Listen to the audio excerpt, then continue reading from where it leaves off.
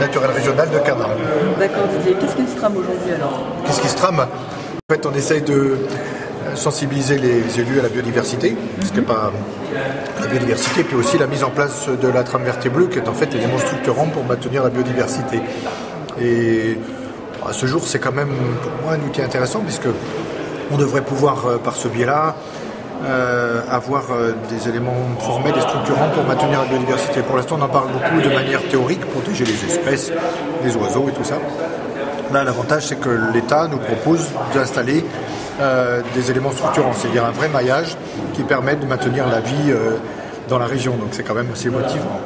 C'est qui le plus dur à convaincre? Les élus, les populations, les entrepreneurs, les entreprises? Je sais pas si c'est la question de convaincre. Tout le monde est convaincu. Quand on les prend individuellement, tout le monde est convaincu. Personne nous a dit que la biodiversité ce n'était pas bien, qu'il ne fallait pas la protéger, que ce n'était pas une bonne idée. Par ailleurs, tout le monde est convaincu que c'est une des forces de la région Provence-Alpes-Côte d'Azur. Maintenant, il y a tellement de schémas, tellement de dispositifs, tellement de politiques à mettre en œuvre qu'on a l'impression que tout se bouscule. Et il faut qu'on rende tout ça intelligible. Mais ce ne sont pas les techniciens qui ont raison, les élus qui n'ont rien compris. Donc il faut qu'on arrive ensemble à mettre en place. Et c'est vraiment des journées comme aujourd'hui, la possibilité qu'on a tous ensemble de cheminer, quoi. Et dans l'atelier Parlez-vous élus, c'est justement un des sujets qu'on traite, c'est-à-dire peut-être qu'on ne trouve pas les bons mots, les bonnes méthodes, les bons termes pour arriver à expliquer tout ça.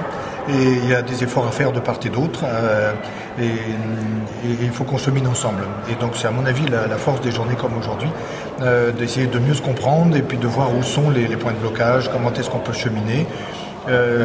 En plus, la loi nous permet d'avoir un cheminement original, donc chaque région a la possibilité de définir son propre chemin, puisque le but du jeu, c'est quand même qu'à la fin, on arrive tous ensemble à améliorer un peu la préservation de la biodiversité régionale. Donc c'est pas extrêmement compliqué, mais l'enjeu est intéressant, surtout en Provence-Alpes-Côte d'Azur, où on a une richesse exceptionnelle. Très bien, merci. Ouais, avec plaisir.